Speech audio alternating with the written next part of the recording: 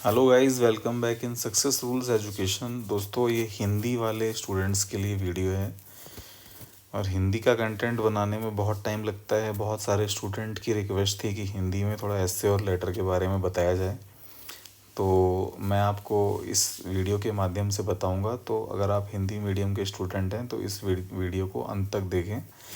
जो हमारा नोट्स है पीडीएफ कोर्स, तो मैंने वहीं से ये कंटेंट ले लिया पढ़ाने के लिए, क्योंकि दोस्तों अगर मैं ये रेडी करूँगा दोबारा से आप लोग के लिए तो बहुत टाइम लगेगा। तो देखते हैं। तो जैसे मान लीजिए प्रधानाचार्य को एक लेटर लिखना है एब्सेंस के लिए, तो सबसे पहले यहाँ पे आपको सेंडर का एड्रेस आ जाएगा, प्रेषक का पता, ठीक है। फिर डेट आ जाएगा। ये सब लिखने की ज़रूरत नहीं है, प्रेषक का पता यहाँ पे, ठीक है। यहाँ पे डेट आ गया और फिर ABS प्रधानाचार्य राजकीय इंटर कॉलेज लखनऊ। फिर विषय, ये देखिए आपका जो विषय है वो बहुत ही ज़्यादा ब्रीफ कंसाइज रहना चाहिए, ठीक है। उसमें ज़्यादा आपको शब्दों का प्रयोग नहीं करना है। फिर महोदय, और आपका जो लेटर है वो 2 से 3 पैराग्राफ में ख़त्म करना है उसको, ठीक है। एक उदाहरण के रूप में पढ़ लेते हैं। मतलब जो आपका ग्रीवांस है वो आ जाएगा कि आपको प्रॉब्लम क्या है और आपकी रिक्वायरमेंट क्या है, और एक रिक्वेस्ट, बस इतना आपको समझ लेना है। फिर आपका आज्ञाकारी छात्र, ठीक है, नेम, फिर आपका क्लास वगैरह जो भी है उसको देख लेंगे, ठीक है। एक क्वेश्चन देखते हैं, संपादक को शहर में गंदगी और स्वच्छता पर ध्यान दिलाने के लिए। प्रेषक का पता आ जाएगा, सेंडर एड्रेस आ जाएगा, डेट आ जाएगा और फिर रिसीवर एड्रेस आ जाएगा। नगर में फैली गंदगी की और प्रशासन का ध्यान आकर्षित करते हुए महोदय जो प्रॉब्लम है, ठीक है, रिक्वायरमेंट क्या चाहिए और एक निवेदन, बस इतना है, आपको ये समझ लेना है, ठीक है। और फिर उसके बाद सादर एक क ख ग और मोबाइल नंबर, नाम लिख के फिर आप अपना डिटेल भी लिख सकते हैं। अगर क्वेश्चन में दिया है तो नाम लिखना है, नहीं तो क ख ग XYZ जो भी आप लिखना चाहें। फिर नौकरी के आवेदन के लिए कार्यालय सहायक पद हेतु आपका सेंडर एड्रेस आ गया, डेट आ गया, रिसीवर एड्रेस आ गया, सब्जेक्ट आ गया। महोदय प्रॉब्लम आपकी, ठीक है, क्या है, नौकरी के आवेदन के लिए, ठीक है। तो आप रिक्वायरमेंट जो भी है, आप मतलब आपने उसको कैसे अप्रोच किया, किस तरह से मिला, आप इंटरेस्टेड हैं, आपकी क्वालिफ़िकेशन क्या है, और एक रिक्वेस्ट। फिर सादर क ख ग मोबाइल, फ़ोन नंबर, नाम जो भी है आप लिखेंगे, ठीक है। फिर इसी तरीके से दोस्तों, ये तो चलिए आपको फॉर्मल हो गया। अब ज़्यादा टाइम आपका मैं नहीं लूँगा, मेरे पास भी उतना समय नहीं है, ठीक है, क्योंकि आपकी बहुत ही ज़्यादा रिक्वेस्ट थी, तो इसीलिए मैंने आपको बताया कि इनफॉर्मल के बारे में बात कर लेते हैं, ठीक है। तो इसमें जैसे आप अपने परिवार को, फैमिली को, भाई को, बहन को, मम्मी पापा को जब लेटर लिखते हैं तो वो इनफॉर्मल लेटर में आता है, ठीक है। तो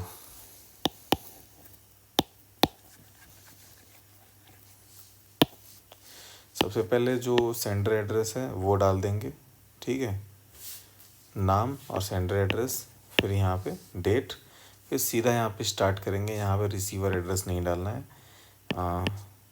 प्रिय बहन ABC जो भी नाम है, सिस्टर को लिख रहे हैं तो स्नेह भरा नमस्कार, ठीक है। उसके बाद जो भी आपकी कम्युनिकेशन है उसके वेलबींग के बारे में पूछना है, उनके स्वास्थ्य के बारे में पूछना है, कुछ जिस पर्पज़ से आप लेटर लिख रहे हैं उसके बारे में कुछ बात करनी है, ठीक है। लास्ट में माँ पिताजी को प्रणाम, तुम्हारा भाई क ख ग। तो ये आपका एक स्टैंडर्ड तरीका है पिताजी को गांव आने की सूचना देने के लिए।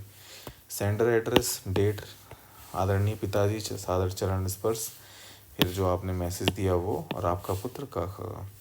आई होप कि आपको समझ में आ गया होगा। अब इसके बाद अब बात कर लेते हैं दोस्तों,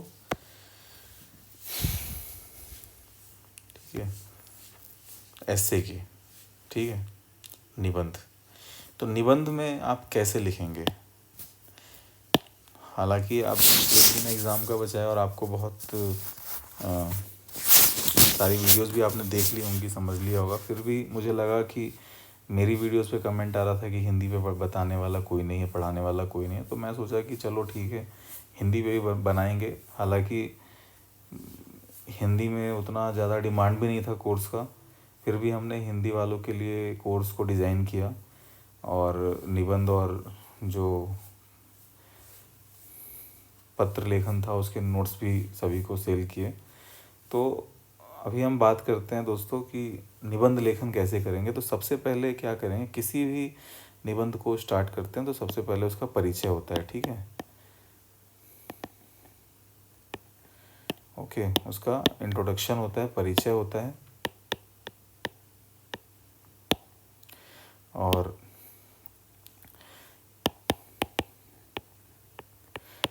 जो इंट्रोडक्शन है वो आप स्टार्ट कर सकते हैं एक स्लोगन के साथ।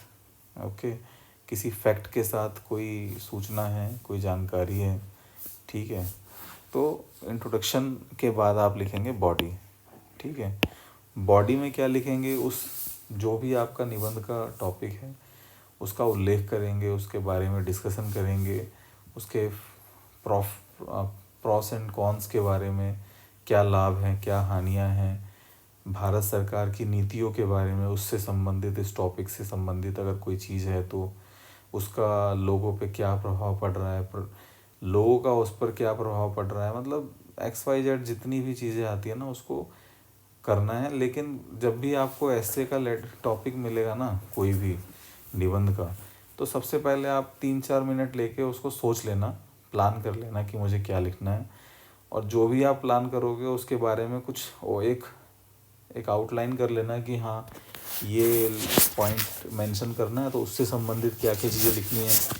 तो फिर आपका हाथ नहीं रुकेगा एग्ज़ाम में और कम समय में आप अच्छा लिख पाओगे। तो वो तो ज़रूरी है ही। तो मेन जो बॉडी है, बॉडी के अंदर आपको क्या करना है, स्टार्ट करना है, इंट्रोडक्शन ही देना है। लेकिन कोई इंट्रोडक्शन को रिपीट नहीं करना, उसके बारे में कुछ और जानकारी है तो बताएंगे, फैक्ट है तो वो बताएंगे, ठीक है। शुरुआत अगर आप किसी कोटेशन से कर सके तो वो ज़्यादा आपको स्कोरिंग आपके लिए साबित होगा, नंबर ज़्यादा मिलेंगे उसमें, ठीक है। फिर बॉडी में आप फाइनली सभी नीतियों के बारे में बता दिया, फैक्ट के बारे में बता दिया, कुछ करंट इवेंट है तो वो बता दिया, ठीक है। उसकी लाभ और हानि के बारे में बता दिया, उसके प्रभाव हैं वो बता दिए, और लास्ट में एक निष्कर्ष यानी कि कंक्लूजन, मतलब उस पूरे ऐसे के बारे में आप एक निष्कर्ष लिखेंगे, वो बहुत इंपॉर्टेंट होता है। तो किसी भी ऐसे में दोस्तों इंट्रोडक्शन और जो कंक्लूजन होता है वो बहुत ही ज़्यादा इम्पोर्टेंट रोल प्ले करता है। अगर वो वहाँ पे आप खेल गए, वहाँ पे अच्छा लिख दिया तो आपको बहुत अच्छा स्कोर मिल जाएगा, क्योंकि आपको 30 मार्क्स में 10 मार्क्स ही लाना है। तो पास होना कोई बहुत बड़ी बात नहीं है, बस अपने ऊपर भरोसा रखो और मेहनत करो, ठीक है।